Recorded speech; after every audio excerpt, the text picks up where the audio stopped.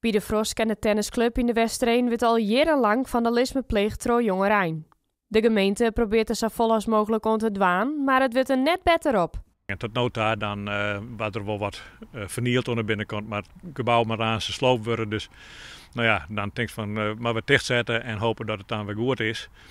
Maar deze keer zijn we een stapje verder in en dat is wel heel vervelend. Het is vervelend dat het baat bij het verlitten zwembad, maar voor de tennisclub is het misschien nog wel vervelender.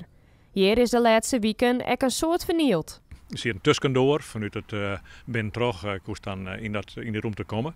En die hebben ze eruit sloopt en hebben ze leidingen teruggeknipt en kabels vernield en dergelijke. Dus ja, dat is voor de vrijwilligers van de tennisvereniging wel heel vervelend.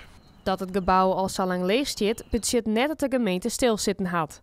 Het kost volle meer geld om het pand te slopen en dus wil de wethouder eerst wel een concreet plan op papier hebben. Daar ben we druk mee aan. We hebben eerst een traject gehad. We hebben een aantal mensen bezig zijn om te zien of we er een paintballcentrum in meisje. Nou, dat is net slagen helaas. Dus nu gaan we zien van we er iets deel zetten voor starters, Lietse Wenningen, goedkeerpenwenningen. Nou, daar ben we nu mee bezig. Er is een stedenbouwkundig bureau al een tijdje aan de gang. Wij beloeken dorpsbelangen daarbij, wegvragen van wat vind je wat je zoekt kennen.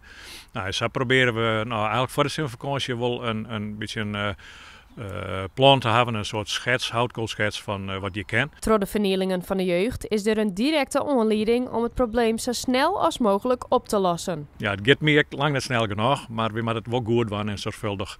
Dus daar toch neemt de woord tijd. Maar we hebben sowieso haast en dit helpt wel mij om nog meer de hakspieren aan te lopen om dit wel gauw van te krijgen.